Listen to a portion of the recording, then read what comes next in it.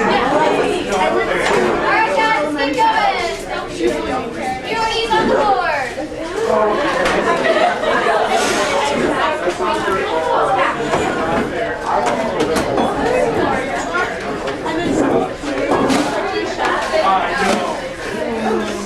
Okay guys, what I want you guys to do is up on the projector, think about why the alkaline metals and the halogens are the most reactive elements of all, and then discuss it with partners. Anna, Megan, let's get going.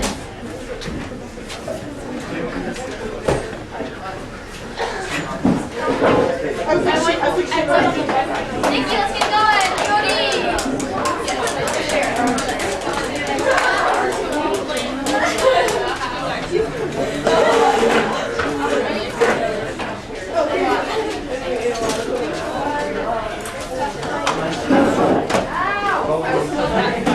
Okay guys, let's get going. You got 3 minutes to finish beauty.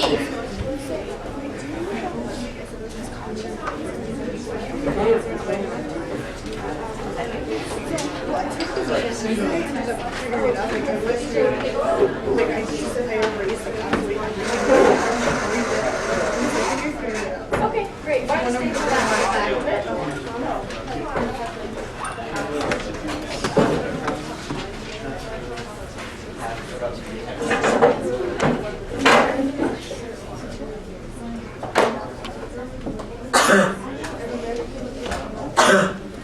All right. 1.5 minutes left. After you write down your answer, you might want to draw a picture in your POD notebooks to help you explain to your partner why those two groups have the most reactivity. Think about why. Think about how many electrons they have.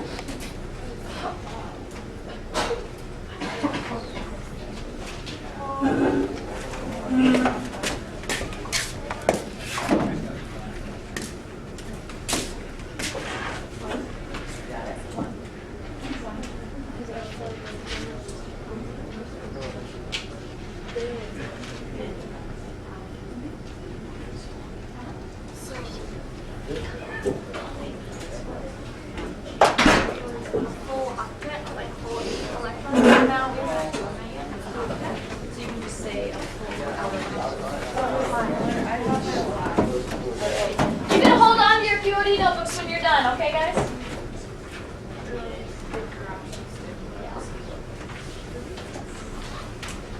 Just hold on to your POD notebooks for now.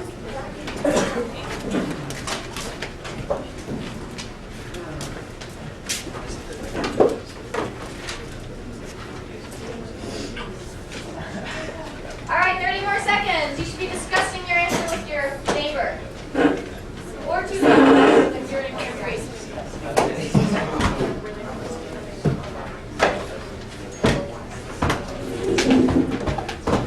You got it. What do you have? Do you guys share your answer? Yeah. You share your answer? Okay. Does that make sense? Yeah. Okay. You guys share your answer? DJ, you can hold on to your POD notebook. Just pretend it's not there. I have your secret line, you guys.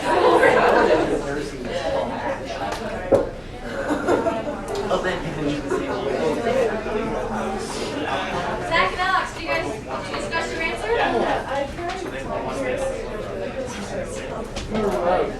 Okay. Wrap up your conversations in 10 seconds.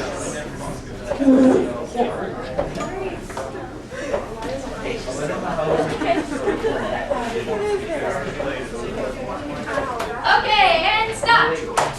All eyes up here. Okay, I want you to think about your answer to this, and I want to hear a superstar answer. Who thinks they have a superstar answer to this question? Austin, you look ready. Yeah. Okay, so they both need one valence electron to have a full outer energy level. Okay, the halogens definitely need one valence. They need one more electron to have 8, to have a full energy level. Think about the alkaline metals. In order to have a full energy level, they don't need one more, right? Then they have 2. And a full means 8. So what do they need to do? DJ. They need to lose one. Exactly. But both of those, to gain or lose 1 electron, is not very much to have to change, right? Relative to losing or gaining 2 or 3 or 4 or 5 or 6 or whatever. So to gain or lose 1, that's why those 2 groups are the most reactive. Sodium's just waiting around with that 1 extra electron, ready to get rid of it, right? So remember we have, if we talk about, we're going to start seeing a lot more of these Lewis dot diagrams, right, where the valence electrons are represented around that symbol. Let's compare sodium and chlorine. Remember that a full or happy energy level is 8 around it, okay? The only exception to that rule is hydrogen and helium because there's only 1 or 2 electrons, so their first energy being full is just 1s, 2, so 2 electrons, okay? But with the exception of hydrogen and helium, everything wants to have 8 on its outermost energy level. So to do that, sodium can just get rid of that 1. That's why we never see sodium in nature uncombined with anything, because it's just dying to get rid of that 1 electron. Chlorine is dying to get 1 more, so it can have 8. So those 2 are just ready to react, and that explains it. Any questions on that? Okay. All right, what we're going to be doing today is you should find on your desk there's clickers to share with a partner or 2 partners. There's about 12 clickers, so just you can use 3 people per group or 2 depending on where you are. These are the things we're going to be going over today. I'm going to turn off the lights so you can see a little better. Can everybody still see their notebooks? Yeah, it's pretty good. Everybody good? I do want you guys to take notes on these terms we're going to talk about today because it's totally new. And it's not very intuitive. Well done. Put it away. Finish that light outside. Okay? Thank you.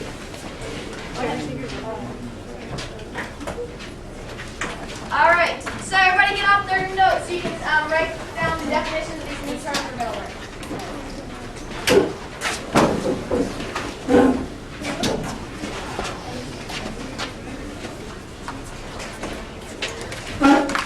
Okay, so we're going to be, here's our 3 main things we're going to be doing today. We'll probably have time.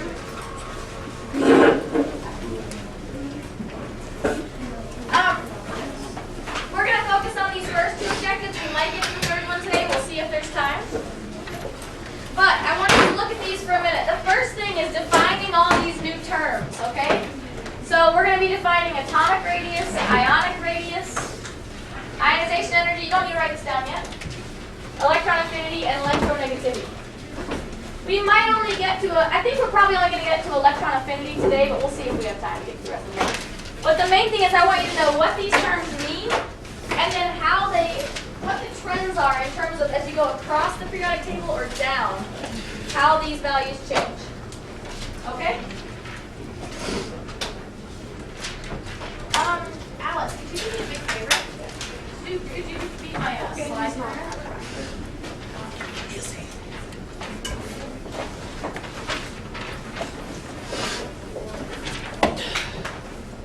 Okay, everybody ready? You got a piece of paper out to write this down? I'll just tell you one. You need your notebook. Oh my God. Kelda, you got your notebook ready? Take notes? Yeah. You're okay, you can fix it after class. It's not that big of a deal. Okay, so definition of atomic radius. Atomic radius is 1/2 of the distance between nuclei of atoms that are of identical atoms that are bound together. Now see that picture up there? We have 2 atoms of, let's say, hydrogen or something bound together. You've heard of radius before from math class, right? The radius of a circle from the middle to the outside. So you might have thought, well, the atomic radius would just be from the nucleus to the edge of the atom. Why do you think that we define it in terms of 2 atoms that are identical stuck together instead of atoms by themselves? Think about that for a minute. Why would we just automatically define it as 2 together? Nicholas? because the orbital is only particle, or the particles of an electron existing in that space, there is no definite boundary between the edge and center of the atom. Okay, did you guys hear that? There's not a definite boundary between the middle and the outside. That's a big part of it. And then what else? Do things ever occur in nature just by themselves, or very often? No. The one exception to that would be the noble gases, because they're unreactive, they want to be by themselves. But pretty much everything else on the periodic table is going to usually be bound to something else, right? So it's not very useful to say how big this is, not to mention what Nicholas said, that this is a very fuzzy boundary, because this is just an electron cloud, right? It's just that region of space. So it's a lot more defined to say, here's the distance between these two nuclei when they're together, and let's take it in half, okay? But basically what we mean is the size of the atom, and that's what we're looking at. So, I want you guys to think for a minute about how atomic radius would change as you go across the period. So if I look from sodium, if I'm looking at period 3, if I go from sodium all the way across to chlorine, how do you think that size of the atom is going to change and why? Okay, so I want you to think about it quietly for a minute, and then after a minute, I'm going to have you talk about it with a partner. So think about it for a minute, and then you can share your ideas with Austin once you've thought about it. Okay, good? So think about that for a minute. Think about, and the hint is, think about how many protons and electrons the atom has, and how that changes as you go across. Okay? So I want you to think about it alone for a minute.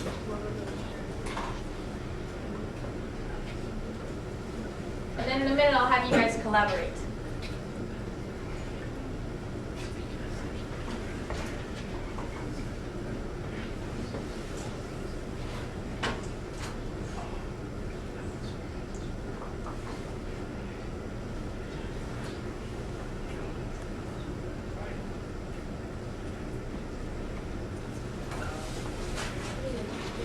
Yeah.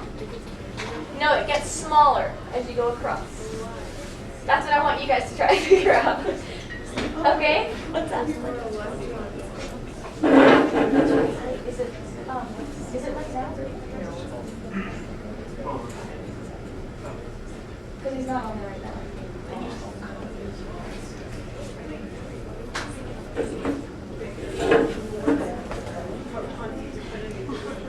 Okay.